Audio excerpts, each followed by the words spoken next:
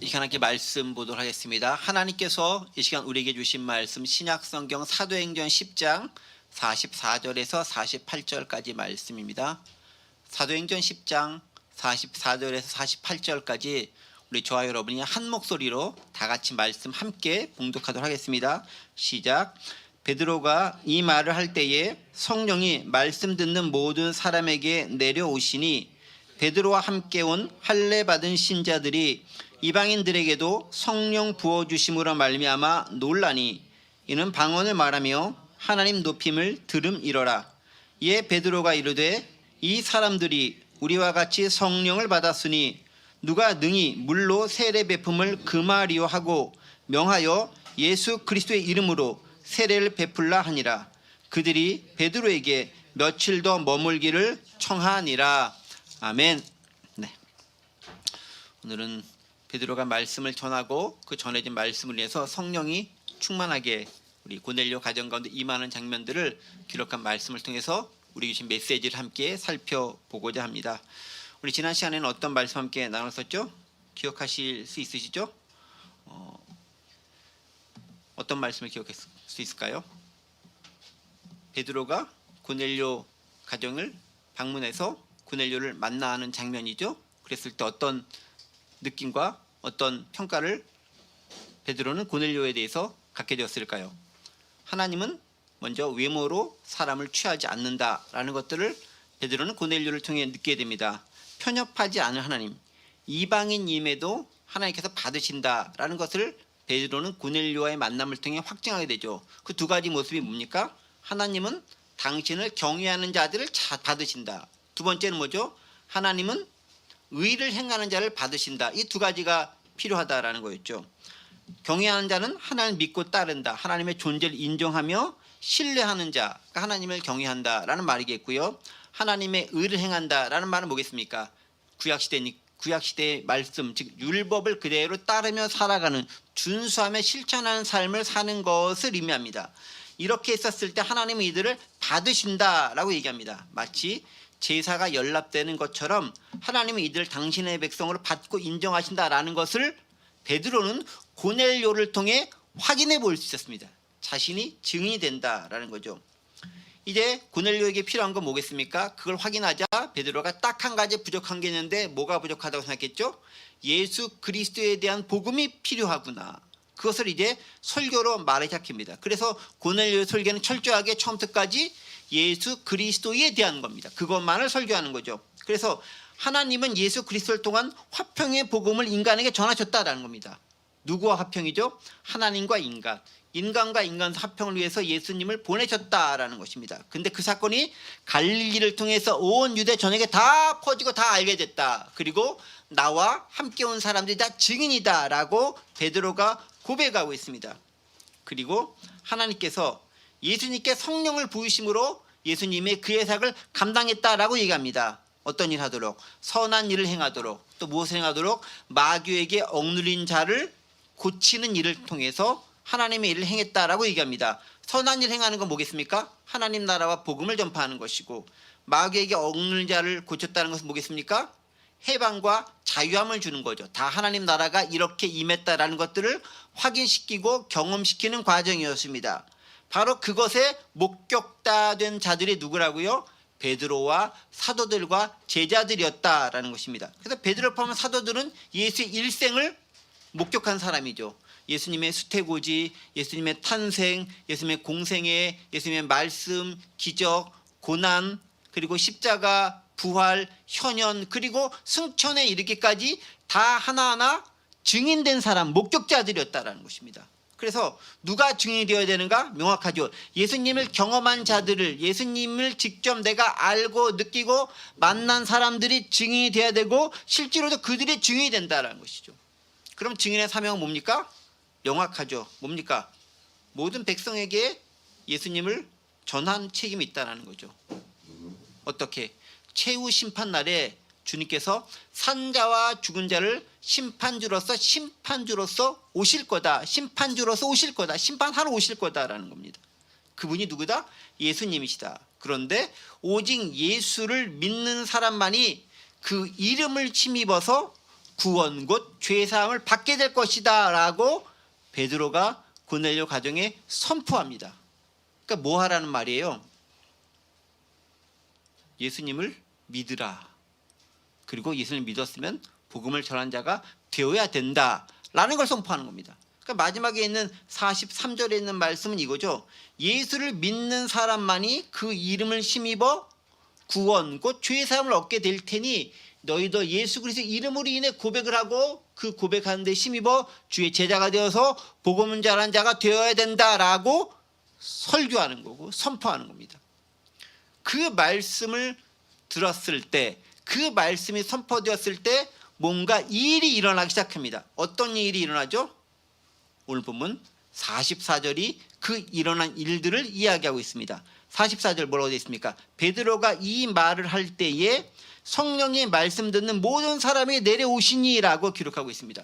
그러니까 베드로가 철저하게 예수 그리스도와 관련된 복음의 핵심, 하나님 나라의 산 증인이며 전파다며 확장다며 하나님 나라의 도래의 증인이신 그리고 주체이신 예수 그리스도를 선포하자 어떤 일이 일어난다고요?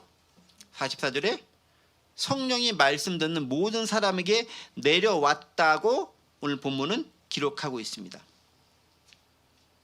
이 44절의 말씀을 조금 더 자세하게 살펴보도록 하겠습니다. 자, 보세요. 베드로가 이 말을 할 때에 라고 기록하고 있습니다. 자, 이 말을 할 때, 여기서 이 말은 어떤 말이죠? 이전에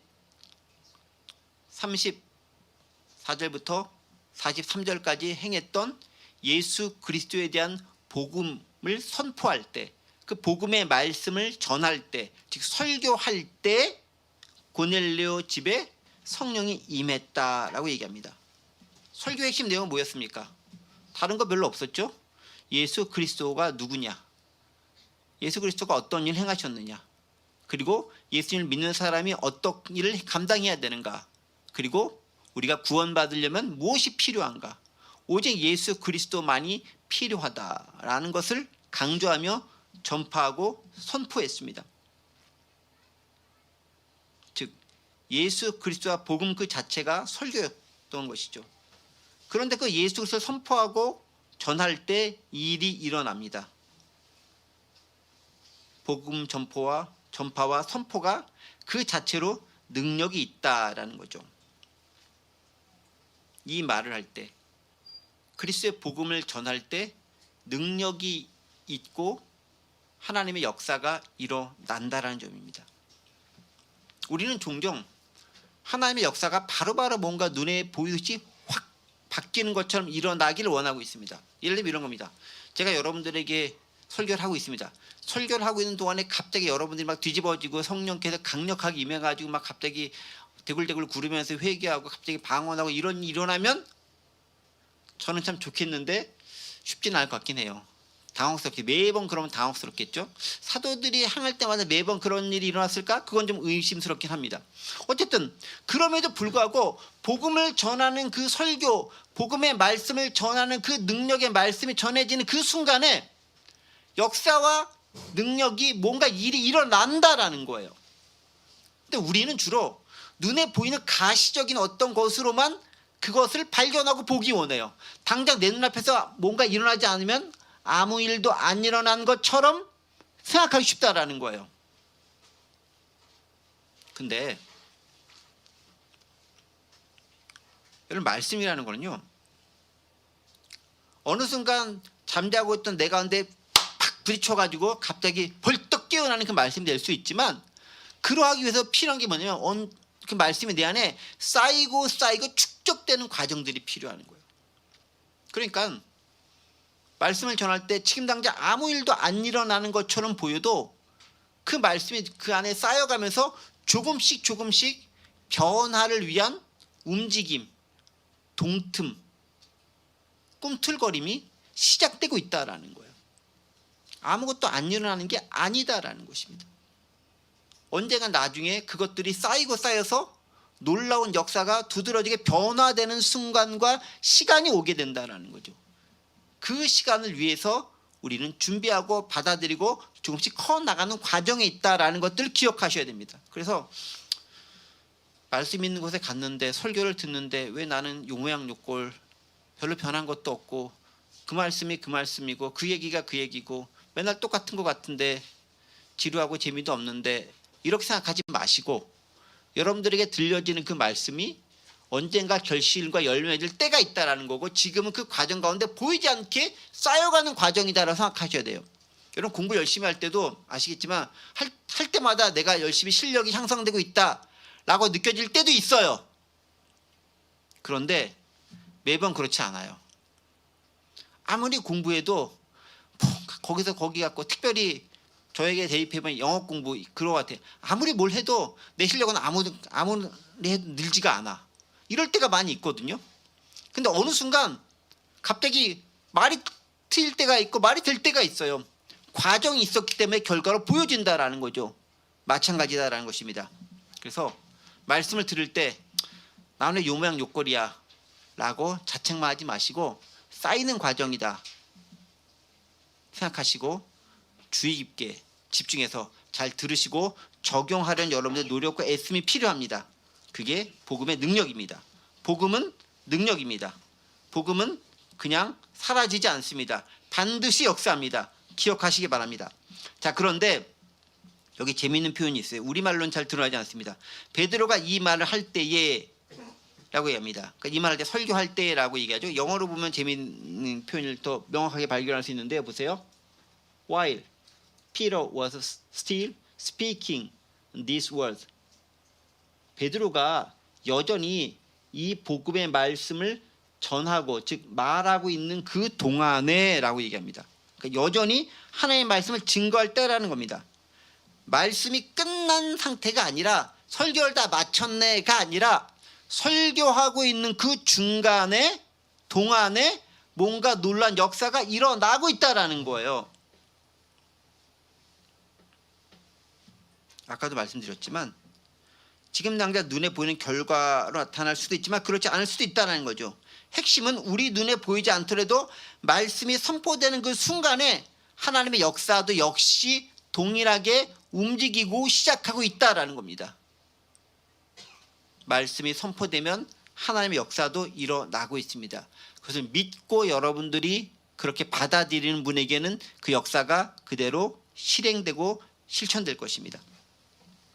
자, 그런데 그렇게 말씀을 선포할 때 어떤 일이 일어났다고요? 성령이 말씀 듣는 모든 사람에게 내려왔다라고 얘기합니다. 성령이 내려왔다. 누구에게 내려왔다고요? 모든 사람이 아니라 말씀을 듣는 사람에게. 누구에게 내려왔다고요? 말씀을 듣는 사람에게. 베드로는 이 경험이 낯설지 않아요. 왜냐하면 오순절 성령 강림 사건 할 때 베드로가 그 현장에서 있었거든요.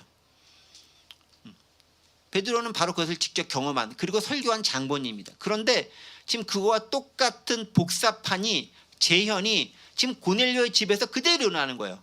약간 축소된 버전으로 일어나는 거죠. 어떻게? 말씀, 복음의 핵심적인 말씀을 듣고 있는 동안에 성령께서 역사하셨다라는 거예요. 강림하셨다라는 겁니다. 핵심은 그거예요. 말씀이 선포되는 그곳에 성령께서 역사하신다라는 거예요. 그러니까 다른 말로 하면 말씀이 없는 곳에 성령은 역사하지 않을 수 있다라는 것도 생각할 수 있어요. 하나님의 온전한 말씀이 선포되는 그곳은 성령께서 역사하시는 그 장과 무대가 됩니다. 그리고 그 말씀을 제대로 듣는 사람은 성령께서 활동하시도록 내 마음을 열어놓는 사람이 되는 거예요. 그때 성령께서 우리의 마음과 우리의 감정과 우리의 의지와 우리의 지성을 움직여서 변화시키는 겁니다. 그 역사가 오늘 우리에게도 있게 해달라고 여러분 기대하는 마음으로 말씀을 들으셔야 합니다. 그런데 보시면 알겠지만 말씀이 들을 때 성령 역사가 있다고 얘기합니다. 기본적으로 말씀은 들려져야 되는 겁니다. 말씀을 자꾸 보려고 하지 마시고 들으려고 하세요. 말씀을 읽는 것도 말씀을 듣는 겁니다. 어떻게? 내 목소리로 말씀을 듣는 거예요. 소리를 내지 않는다 할지라도 눈으로 읽으면서 마음의 소리로 말씀을 듣는 겁니다. 그 말씀은 듣는 겁니다. 보여지는 시대, 시각화 시대에서 말씀은 들려집니다. 보는 것에 초점을 맞추면 우상화가 되기 쉬워요. 말씀 자체도 우상화가 되면 안 됩니다. 말씀은 들려지는 거다라는 겁니다. 자, 그런데 재미있죠? 성령이 말씀 듣는 사람에게 모두 내려왔다. 말씀 듣는 모든 사람이 내려왔다라고 이렇게 표현하는 것은 되게 이례적인 사건으로 표현하고 있다라는 거예요. 그런 적이 없었는데 그런 일이 일어났다라고 지금 성경은 얘기하고 있는 겁니다. 여태까지 그런 일이 없었어요. 고넬료의 집에 이런 일이 없었어요. 그런데 이제 일어났다라는 거예요. 매우 이례적인 사건이다라는 거예요. 그렇지 않다면 이렇게 대놓고 말했을 리가 없다라는 거죠. 성경이 이렇게 대놓고 언급한 것을 볼 때 성령 강림 사건은 거기 있었던 사람들이 분명하고 뚜렷하게 감지하고 있었던 사건이라는 겁니다. 즉 다른 말로 해서 성령이 임했는지 안 임했는지 우리는 알아요, 몰라요? 모를 수 있는데 여기서는 누구나 알 수 있듯이 다 알았다라는 거예요. 뭔가 분명한 특징과 표정이 보였다는 거예요. 표징이 있고 표적이 나타나고 뭔가 분명한 모습이 보였다라는 거예요. 성령께서 임했구나라는 것들을 명확하게 알 수 있는 무언가가 보였다라는 거예요. 되게 이례적인 사건이라는 겁니다. 그래서 이제 베드로 함께 온 사람들의 반응이 기록되어져 있습니다. 45절 보세요. 베드로 함께 온 할례 받은 신자들이 이방인들에게도 성령 부어주심으로 말미암아 놀랬다라고 기록하고 있죠. 베드로 함께 온 사람들이 놀랬다. 왜 놀랬을까요? 왜 놀랬을까요? 성령이라고 하는 무엇보다도 특별한 존재가 예루살렘에만 임한 줄 알았는데 이것 고넬료의 집에도 임한 것을 보고 그들은 놀라기 시작합니다. 자, 그런데 누가 놀랐다라고 기록하고 있나요? 베드로가 놀랐다라고 기록하고 있나요? 베드로와 함께 온 누가? 할례 받은 신자들이. 아니, 우리가 일반적으로 그냥 베드로 함께 온 사람들이, 베드로 함께 온 성도들이 뭐 이렇게 표현이 되잖아요. 근데 굳이 뭐라고 표현하죠? 베드로 함께 온 할례 받은 사람들이. 이거 매우 의도성을 가지고 기록한 거예요. 그냥 베드로 함께 온 사람들이 다 놀랐다라고 해도 아무런 문제가 없어요. 그런데 굳이 꼭 집어서 얘기합니다. 누구라고요? 할례 받은 신자들이. 그 영어도 보면요, 주어가 이렇게 돼 있죠. The circumcised believers. 할례 받은 믿는 사람들, 신자들이 놀랬다라고 얘기합니다. 할례 받았단 말은 무슨 뜻이겠어요? 할례 받다. 누가 할례 받죠? 유대인들, 남자들. 즉 구약의 율법을 그대로 지키면서 나는 정통 유대인이야, 여호와 하나님을 믿는 신앙인이야, 율법에 따른 삶을 그대로 준수하며 사는 사람이야 라는 가장 대표적인 징표가 뭐죠? 할례. 즉 할례 받았다라는 것은 뭐겠습니까? 내가 여태까지 유대인의 정체성을 가지고 유대교에서 요구하는 율법도 다 지키면서 살아온 사람인데 빌리버, 신자라 그랬습니다. 그럼에도 불구하고 내가 개종해서 예수 그리스도를 나의 구주로 받아들이겠어 라고 변화된 사람, 즉 유대인 출신 기독교인들이라는 말이에요. 그런데 단지 유대인 출신 기독교인 하지 않고 할례 받았다라고 얘기합니다. 왜? 할례가 정통 유대인들, 율법에서 강조하고 있는 그 행위들, 요청하는 것들의 가장 대표적인 조항이기 때문에 그래요. 유대인들은요, 난지 8일 만에 남자들은 누구나 다 할례를 받아야 돼요. 이걸 안 하면 유대인으로 취급을 안 해. 그러면 할례 받았단 말은 뭐겠습니까? 정통 유대인으로 유대인의 율법을 잘 지켜왔던 사람이라는 거예요. 그 말은 유대인의 율법이라는 것은 그들에게서 여전히 막강한 영향력을 미치고 있고 그 안에서 내 삶의 터전을 살아왔던 사람이라는 의미가 포함되어 있다는 거죠. 그 사람들이 놀랬다라는 거예요. 왜 놀랬습니까? 성령은 우리같이 정통 유대인 출신에게만 임하는 줄 알았는데 이게 누구에게도 임했다? 할례 안 받은 이방인들에게도 임했다라는 거예요. 이게 오늘 우리에게 복음이에요. 무슨 얘기냐? 여기 계신 분 중에서 이스라엘 사람이 있어요? 유대인이 있어요? 아무도 없죠? 유대인이 없다 할지라도 우리는 복음을 듣고 예수님의 제자가 될 수 있는 거예요. 유대인들이 정통 유대인들이 생각했던 그 관점대로만 본다면 우리는 이방인이기 때문에 복음을 들어도 깨닫지 못하고 구원 밖에 있는 사람일 수밖에 없습니다. 그러함에도 하나님께서 이제는 그 지경을 넓혀서 니네 할례 받은 자들뿐 아니라 할례 받지 않는 사람에게도 복음은 임하고 성령도 임하는 거야 라는 거예요. 단지 말씀만 들리는 게 아니라 성령도 그들에게 임한다라는 거예요.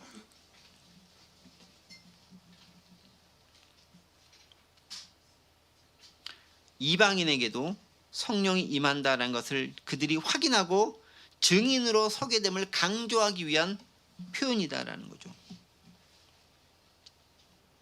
그래서 굳이 할례 받은 신자들이 이방인들에게도 성령 부어주심을 알면 놀랬다라고 표현하고 있는 것입니다. 바로 이 사건, 이방인에도 성령이 부어졌다는 이 사실이 이제 단지 유대인뿐만 아니라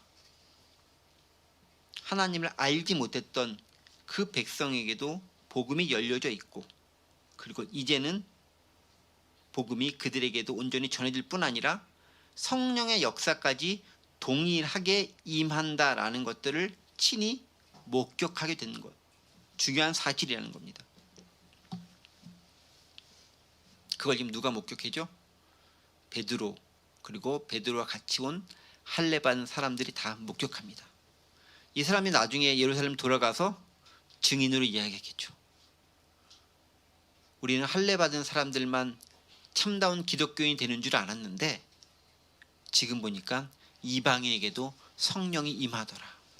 그런데 그 성령은 오순절에 그 성령과 똑같은 성령이었더라 라고 그들은 고백할 수 있을 것입니다. 하나님은 그들에게 증인됨의 놀라운 역사도 허락하고 계십니다.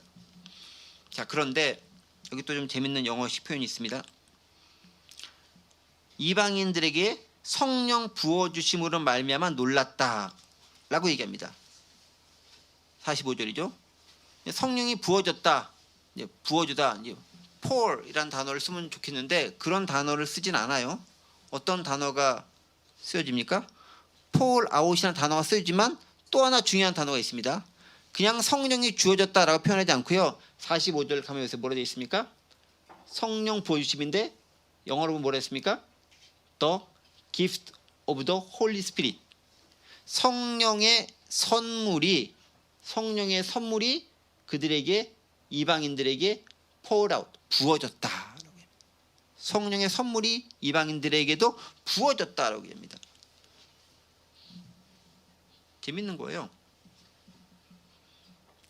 성령의 부어짐을 선물로 묘사하고 있다는 겁니다. 즉 선물이라는 건 뭡니까? 내가 노력해서 내 애씀의 결과로 받은 게 아니에요. 월급처럼, 봉급처럼, 사례비처럼 뭔가 대가를 치르고 받은 게 아니라라는 거죠. 선물은 그와 관계없이 값없이 주어지는 겁니다. 성령이 그들에게 그렇게 주어졌다는 것입니다. 은사로서, 선물로서 그들에게 주어졌다는 것입니다. 값없이 은혜로 주어지는 성령을 여기서 강조하고 있죠. 이는 유대인뿐 아니라 이방인에게도 동일하게 값없이 주어졌다는 것을 의미하고 오늘 우리에게도 마찬가지다라는 거죠. 여기 계신 분들이 본인이 느끼던 느끼지 못하던 저는 여러분들이 다 성령님의 은혜 가운데 있고 성령께서 여러분들과 함께하고 있다고 저는 믿습니다. 그런데 그 성령이 제가 뭐 잘해가지고 다 성령 받아 이렇게 하나씩 나눠줘서 여러분들이 그렇게 가지고 계신 것도 아니고, 돈 주고 사라고 해가지고 뭐 지불해가지고 얼마씩 주고 샀던 것도 아니고, 어떻게 성령께서 함께 계셨을까요? 잘 모르겠지만 은혜로, 최소한 돈 주고 사는 건 아닌 거 확실하잖아요. 그분께서 값없이 은혜로 우리와 함께하고 계신다는 거죠.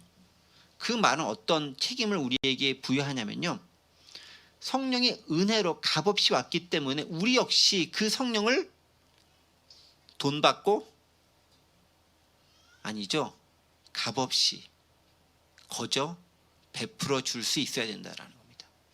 내가 성령을 주고받고 한다는 의미가 아니라 성령이 그 가운데 역사할 수 있도록 값없이 복음을 전해야 되는 거고요, 대가 없이 누군가에게 복음을 전할 수 있어야 된다는 거죠. 그때 성령께서 함께 그에게 값없이 임할 수 있다는 겁니다. 무엇으로? 선물로서 임할 수 있다는 거죠. 그리고 우리 역시 타인이 값없이 성령을 체험할 수 있도록 도와줄 책임이 있다는 겁니다.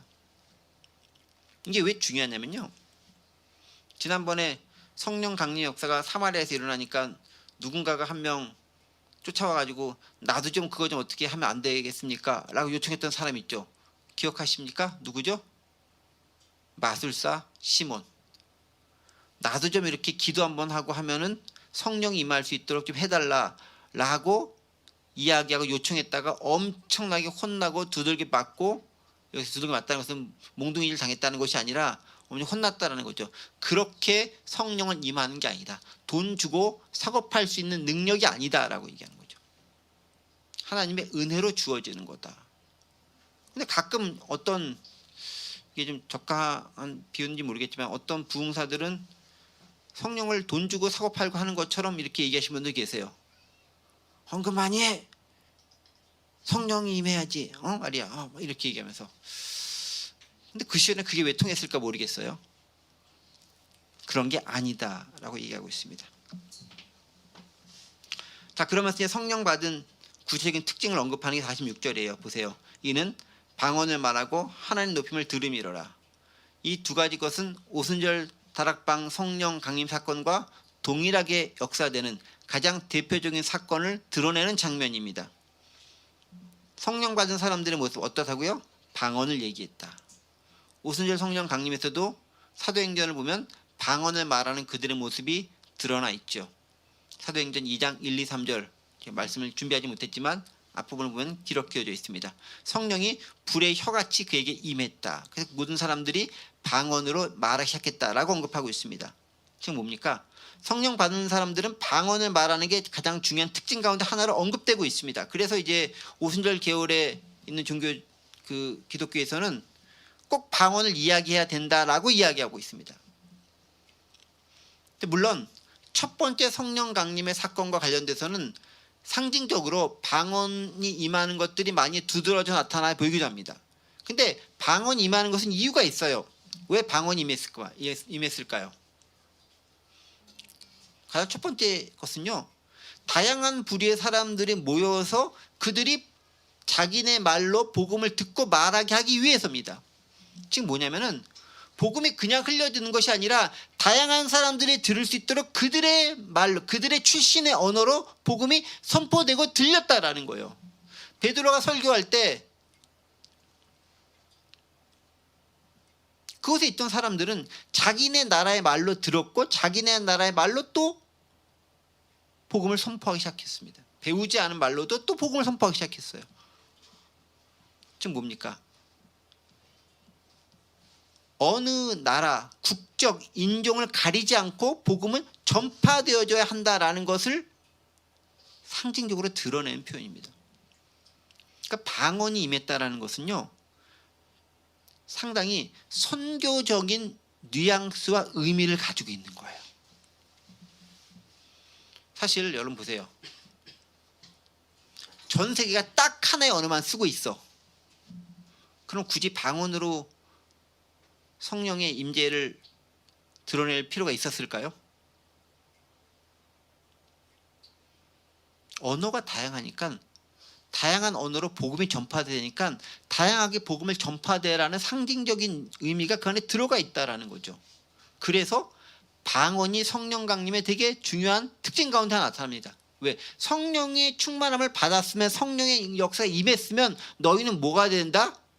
복음을 전하는 자가 되어야 된다라는 거예요. 어디에? 네가 살고 있는 그곳에, 네가 살고 있는 다른 문화권에 가서 복음을 전하는 자가 되어야 된다는 것을 상징적으로 드러낸 거예요. 그 방언이 가진 중요한 의미가 여기 있다라는 거죠.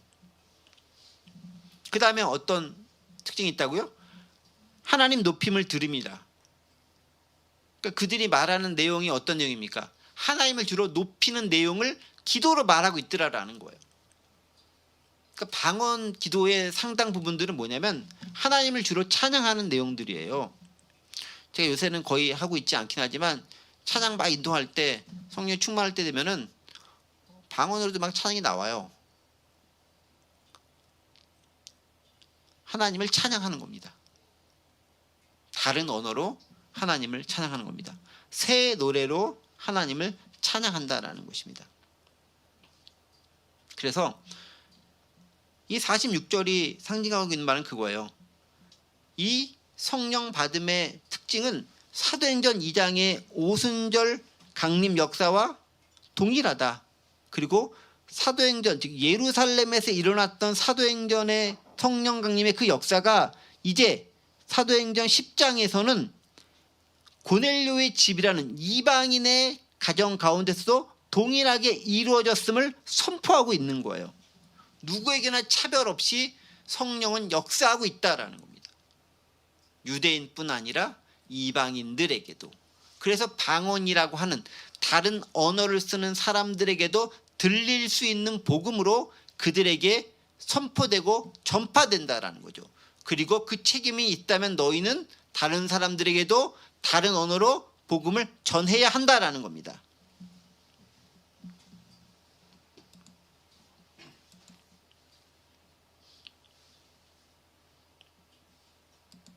되게 놀라운 역사가 일어나고 있는 거죠. 근데 저는 여기서 가장 신기한 건 뭐냐면 이거였어요. 46절 말씀, 이는 방언을 말하며 하나님 높임을 들음이러라. 누가 들었다라는 거죠? 누가요? 베드로와 같이 온 할례 받은 사람들이 그들이 그렇게 방언하고 하나님 높이는 말하는 것을 들었다라는 거예요. 어떻게 알아들었을까요? 방언으로 얘기하잖아요. 제가 막 열심히 방언 얘기하면 여러분들 잘 알아들을 수 있을까요? 여기 알아들었잖아요. 뭐라고 들었어요? 알아들었음을 높임을 들음이러라. 그 내용을 알고 있는 거잖아요. 무슨 내용으로 방언하는지. 성령께서 그들에게 깨달을 수 있는 통역의 은사도 함께 주셨지 않나 싶습니다. 즉 할례 받은 사람들은 이들이 무엇을 기도하고 있는지 방언으로 얘기함을 통해서도 깨달아 알 수 있는 지식과 통역의 은사를 함께 가지고 들었다라는 거죠. 오순절 성령 강림의 역사는요, 이렇게 통하는 거예요. 교통. 그래서 성령의 교통, 교제. 우리 축도할 때도 얘기하지 않습니까? 성령의 교통하심, 교제하심 얘기. 통하는 거잖아요. 그 성령은 통하는 거예요. 저와 여러분이 통해야 되는 거예요. 불통이 아니라 소통. 그게 성령의 역사라는 거예요. 다른 말을 하고 있지만 통하는 것, 그 역사다라는 거예요. 두드러지게 이야기하고 있다는 것입니다. 그런데 이제 베드로가 그 모든 상황을 딱 보고서 이제 정리합니다. 역시 사도 베드로다워요. 어떻게 정리합니까? 47절. 이에 베드로가 이르되 이 사람들이 우리와 같이 성령을 받았으니 누가 능히 물로 세례 베품을 그 말이요. 무슨 얘기입니까? 이 사람들이 성령 받은 거 분명하다. 나만 확인한 게 아니라 나랑 같이 온 할례 받은 너희들도 확인하지 않았느냐. 아주 성령 받음이 분명하다라고 꼭 집어 얘기하는 거예요. 오순절과 똑같이 성령 받음을 경험했다. 우리가 경험한 거 그대로 경험했다. 같은 은혜와 능력 안에 있다. 차별이 없다. 우리와 같이 성령을 받았다라고 얘기합니다. 41절 하반절 영어로 뭐되어 있습니까? They have received the Holy Spirit just as we have. 우리가 가진 것처럼 우리가 받은 그 성령을 너희가 그대로 똑같이 받았다라는 거예요. 같은 성령이다라는 거죠. 즉 고넬료와 그 이방인들은 우리와 같다라는 겁니다. 어떻게? 하나님께서 자녀로 인정하시는, 구원받은 자로 인정하시는 점에 있어서는 똑같은 자들이라는 거예요. 그러니 그 받기 어려운 성령 충만함과 성령의 은혜도 이들이 받았는데 왜 이들이 물세례는 받지 못하겠느냐? 당연히 그들도 물세례도 받아야 한다라는 거예요. 그래서 하반절에 이렇게 얘기하죠. 누가 능히 물로 세례 베푼 그 말이요. 그들이 물세례 받는 것도 당연하다라는 거예요. 금할 수 없다라는 것입니다. 자, 그 말은 뭐겠습니까? 이방인들이 물세례 받는 것이 예전에는 허락이 되어져 있어요? 안 되어져 있었다는 거예요. 예전에는 금지였다라는 거죠. 당연히 예전에는 이방인들에게 복음을 전해진 것 자체가 금지였어요. 유대인들만 구원받고 천국 가야 되는 거니까. 그런데 이방인들에게도 복음이 전해지고 그들도 회심도 하고 이제 성령도 받았으니 그들에게 금해졌던, 즉 세례받는 것도 이제는 허해져야 된다는 거, 허락되어져야 된다는 겁니다. 영적으로 성령이 임했으니까 눈에 보이는 육적인 것, 다른 말로 제의적인 어떤 의식과 관련된 부분, 종교적인 의식으로서의 세례 베품도 당연히 허가가 되어야 된다는 거예요. 영적인 능력뿐 아니라 제의적인 부분도 허락되었다는 겁니다. 이제 모든 면에서 똑같다는 거예요. 영적인 것도 똑같고 제의적인 것도 똑같고, 단지 출신이 다르고 말하는 게 다르고 국적이 다를지 몰라도 하나님 안에서, 한 성령 안에서 소통하고 있는 하나의 형제 자매다라는 겁니다. 이 말은 뭐겠습니까? 너희가 교회론적으로도 이제 우리 공동체에 와서 함께 예배해도 된다라는 거예요. 사도행전 15장 가면 아예 대놓고 법으로 만들잖아요. 종교회의, 사도회의 해가지고 이방인들에게 몇 가지만 딱 금하고 나머지 것은 다 허락하게 하자. 그리고 우리 같이 예배할 수 있도록 허락하자라는 거예요. 그 전까지는 배타적이었죠. 근데 이제는 성령도 받았고 다 했으니까 세례 베풀고, 세례 받은 사람들은 이스라엘 공동체, 기독교 공동체 와서 같이 예배할 수 있으니까 같이 예배할 수 있도록 하자라는 거예요. 엄청난 문이 열리는 거죠. 공식적인 교회의 구성원이 되었음을 선포하는 장면입니다. 함께 교회의 구성원이 되었다. 근데 재밌는 장면이 와요. 그렇게 한 다음에 이제 베드로가 그들에게 세례를 딱 물세례 베풀면 딱 되겠죠. 그렇죠? 그러면 가장 완벽한 장면일 거 아니야. 여러분 그렇게 생각하시죠? 48절에 뭐라고 써져 있습니까? 48절 같이 한번 읽어볼까요? 시작. 명하여 예수 그리스도의 이름으로 세례를 베풀라 하니라. 그들이 베드로에게 며칠 더 머물길 청하니라. 자, 누가 세례를 베풀었어요? 베드로가 세례를 베풀었나요? 아니에요. 베드로는 세례를 베풀지 않았어요. 베드로가 세례를 베풀라라고 누군가에게 말했습니다. 베드로는 세례를 베풀지 않았어요. 그럼 누가 세례를 베풀었을까요? 아마 함께 온 사람, 할례 받은 사람들이 세례를 베풀었을 가능성이 높다고 생각됩니다. 그들이 먼저 세례를 받은 자였기 때문에 세례를 받은 자가 세례를 베풀지 세례를 받지 않은 사람끼리 세례를 베풀 수는 없으니까 함께 온 사람이 세례를 베푼데 누가 했다고요? 할례 받은 자들이. 절대로 이들은 안 된다라고 굳게 다짐하고 믿고 생활 가운데서 그렇게 살아왔던 사람들이 자기의 허물었던, 자기의 쌓았던 담을 허물어버리고 자기 알을 깨뜨리고 나와서 이제 그들에게 세례를 베풀어주는, 내가 직접 행하게 되는 그 역사에 동참하게 됐다라는 거예요. 그렇게 직접 세례를 베풀어준 사람은 어디 가가지고 이방인은 구원받을 수 없습니다, 이딴 말 절대 못할 거 아니에요. 자기가 직접 세례 줬는데. 베드로가 참 그런 거 보면은 용이 주도해요. 어느 때 보면 되게 멍청한 것처럼 보이고 어느 때 보면 되게 다혈질적이어가지고 막 지멋대로 하는 것 같은데 또 이럴 때 보면은 되게 용이 주도하고 치밀해. 같이 온 사람들로 하여금 그들이 동조할 수 있도록 만들어 버리잖아. 네가 해. 본인이 직접 하잖아. 빼도 박도 못하는 거죠. 그리고 그들이 세례를 받습니다. 그렇게 하자 그들이 어떻게 합니까? 베드로더러 며칠간 더 그것에 머무소서라고 요청합니다. 왜 머물라고 했을까요?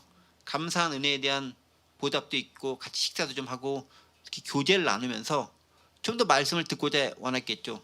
예수님에 대한 좀 더 자세한 말씀들, 또 예루살렘 교회에 대한 말씀들, 또 복음이 어떻게 전파되었는가에 대한 말씀들, 그리고 어떻게 이 모든 과정 가운데서 신앙을 잘 지켜갈 수 있을까에 대한 말씀들, 이 모든 말씀들을 들으면서 그들은 하나의 공동체로 느끼고 경험하면서 교제하는 시간을 가졌을 겁니다. 그러면 베드로에게는 놀라운 경험들이 계속 있는 거예요. 무두장이, 가죽 수공업자, 즉 가장 부정하다 여겨진 그 집에 가가지고 거했다가 이제 이방인 집에 거했다가 다시 예루살렘으로 돌아가게 되죠. 그리고 베드로뿐 아니라 할례받은 동행자가 있었기 때문에 명확한 증인으로서 그것들을 이해하게 줄 사람도 함께 하나님께서 역사를 경험하게 하십니다. 말씀을 정리합니다. 하나님의 말씀이 선포되는 그곳에 성령이 임하십니다. 그리고 그 성령의 역사는 우리가 깨닫던 깨닫지 못하던 우리 마음속에서 조금씩 움직이고 계십니다. 지금 당장 내 눈에 보이지 않는다고 성령의 역사가 없다고 간과해 버리면 안 됩니다. 하나님의 정하신 때와 방법, 그 시점에 하나님은 폭발적으로 뭔가를 변화시키십니다. 그리고 하나님의 은혜를 받았다고 한다면, 성령의 충만을 받았다고 한다면 물세례도 필요합니다. 그것은 제의적인, 즉 이제 기독교인 공동체인 하나의 교회에 속하게 되었다라고 하는, 눈에 보이는 교회에서 함께 예배할 수 있게 되었다라고 하는 공식적인 선언입니다. 허가증입니다. 그를 통해 이제 이방인과 유대인들은 그리스도의 복음 안에서 하나가 되었습니다. 그리고 서로 아껴주며 기도할 수 있게 되었던 것이죠. 이제 그들에게 남겨진 마지막 중요한 사명이 한 가지 있습니다. 그게 뭘까요? 복음을 전하고 증인이 되는 겁니다. 바로 그 증인됨의 사역을 감당할 수 있는 저와 여러분들 되시기를 간절히 원합니다. 기도하겠습니다. 은혜와 사랑의 하나님, 이방인에게도 복음이 전해지는 장면 살펴보았습니다. 정통 유대교 출신으로 율법에 익숙하고 그 가운데 살았던 베드로와 할례받은 사람들이 이방인 가문인 고넬료와 그 식솔들, 그 지인들에게도 성령이 임하는 것을 보고 한 성령 안에서 그들에게 물세례도 베풀어 하나의 교회 안에 있음을 고백하고 확증하였습니다. 우리 역시 때때로 나누어져 있는 것은 아닌지요. 또 값없이 거저받은 성령을, 그것을 필요로 하는 누군가에게, 많은 사람들에게 베풀어 주고 그들이 성령을 경험할 때 도와줘야 되는데 그러지 못하고 우리만 누리고 살아가는 것은 아닌지 함께 되돌아봅니다. 거저받은 복음, 거저 전할 수 있는 능력과 은혜 허락해 주시고 용기와 담대함도 허락해 주옵소서. 감사드리며 예수 그리스도의 이름으로 기도드립니다. 아멘.